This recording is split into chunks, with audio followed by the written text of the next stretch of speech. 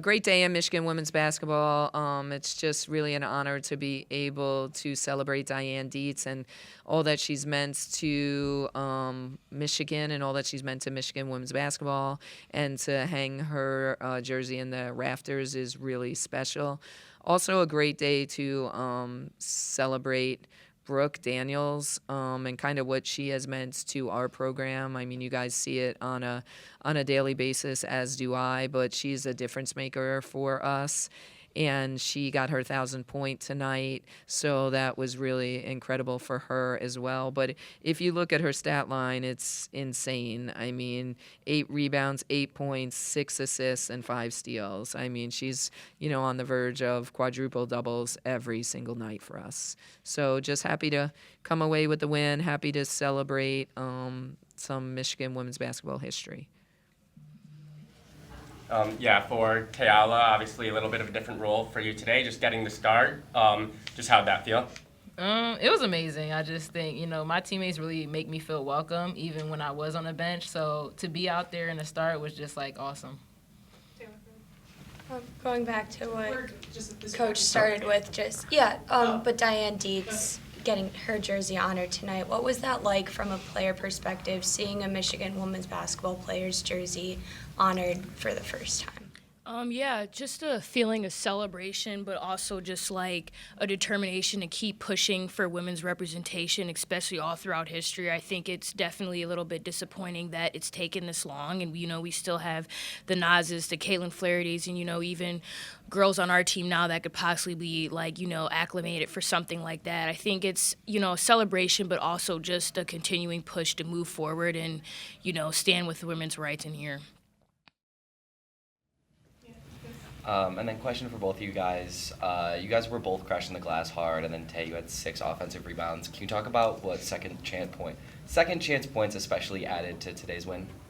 I mean, we all crashed, we all boxed out, so that was our main goal last practice and even the practice before, to get our box outs up so that we can actually all get the ball. Yeah. I think, honestly, just, being surrounded by phenomenal scorers that we have, 9 times out of 10, if I get an offensive rebound, Sila, Liv, or Mueller is going to score it. So I think the second chance points is really an uplifting for our team, too. You guys started off on a 16-0 stretch in the first quarter today, forced 2 timeouts. What was going well at the start? Kind of just playing the basketball that we've played, and that Coach Rico has really pushed us to play, and continuing to play within our game plan, and having our defense ignite our offense, and I think that's the biggest thing that we stuck to today. Yeah, getting back to what we do as far as trapping 94 feet and being able to force turnovers. One more, last one, Mr. Matthews. Yeah, Brooke, seeing Teala impact the game, double-double, his first career start. What's it been like seeing her progress, playing together the last 2 seasons, and Teala, similar for Brooke, seeing her score 1,000th point?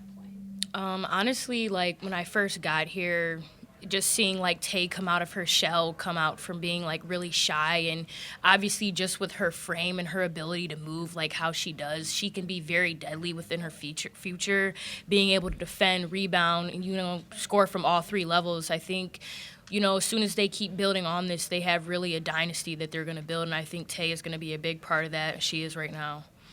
Yeah, it's been awesome to see Brooke grow as well, and even getting to know her as well. Her tenacity and her grit is just absolutely through the roof, and she kind of influenced me a lot to go crash rebounds, not even on the offensive side but defensive side. I mean, her vert is insane, so it's just been awesome, even on the defensive side, being up there with her and trying to learn how she gets some of those tips. Kim, I mean, the 3-point shooting was not good tonight, and yet you still beat a Big Ten team by 26 points. I guess is that the team you want to build that can win even on the nights? We talk about that a lot. If we're not shooting the ball well, how are we going to win? How are we going to grind it out? And we have to be able to do it on the rebounding and defensive end. Our shooting has been weird as of late, and we have some really, really good shooters. I don't know if it's a stretch that we're in, but I do feel like, hey, once we get out of it, someone's going to be in trouble because we're going to be making a lot of shots. But to be able to grind things out and to be able to win on the rebounding end by 20 and find different ways to win and defend and force turnovers and score in the paint, I think is really, helped us. And then, you figure once we get clicking on the 3-point shots, we will be really tough to beat.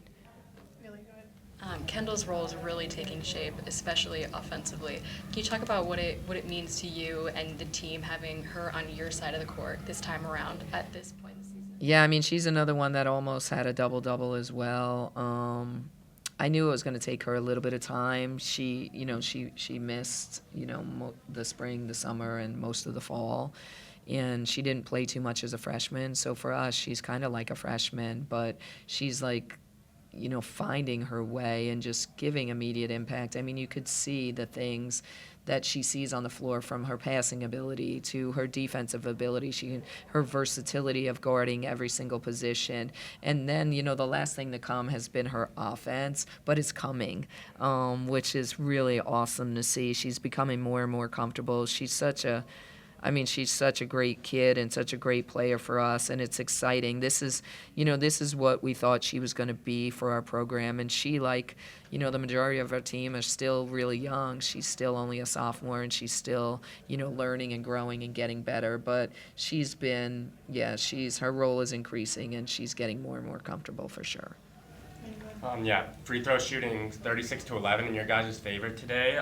How big is it to just be able to get to the rim the way you guys have, and then combining that with disciplined defense on the other side? Yeah, I mean, I think we're just being more and more aggressive, and that's something that we've really emphasized over the last, month and a half.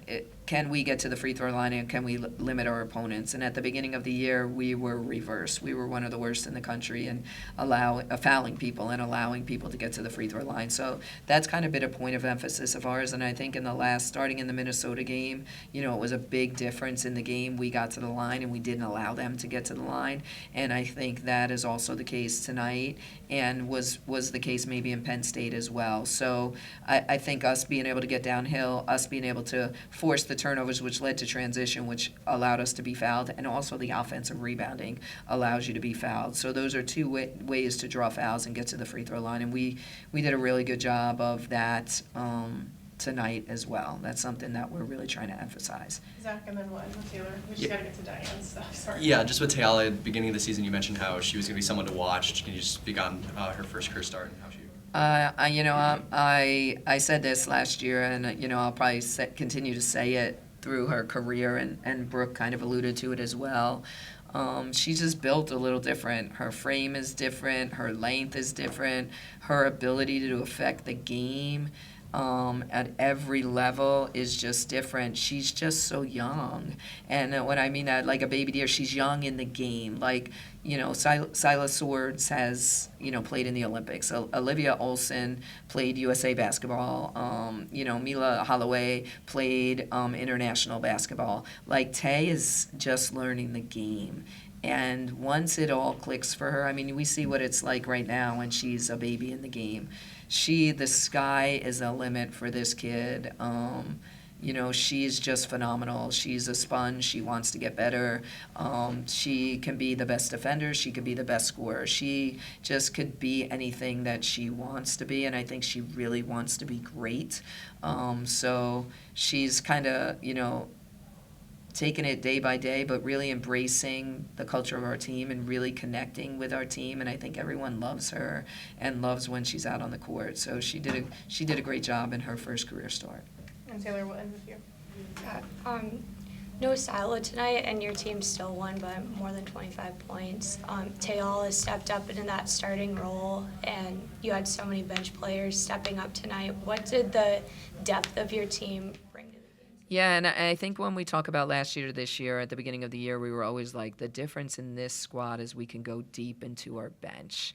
And that has really paid dividends for us. And I think a lot of our bench is still young and getting better, so we're going to see them ebb and flow where they have great games and not great games, which was Tayala a lot last year. She's way more consistent this year. Brookie, a whole nother level this year.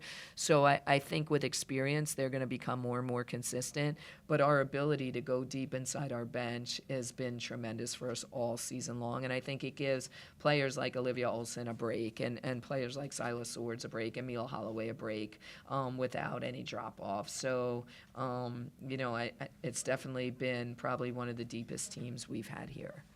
Sorry, what is Sila's injury and status? We don't have an update at this moment. Okay. All right.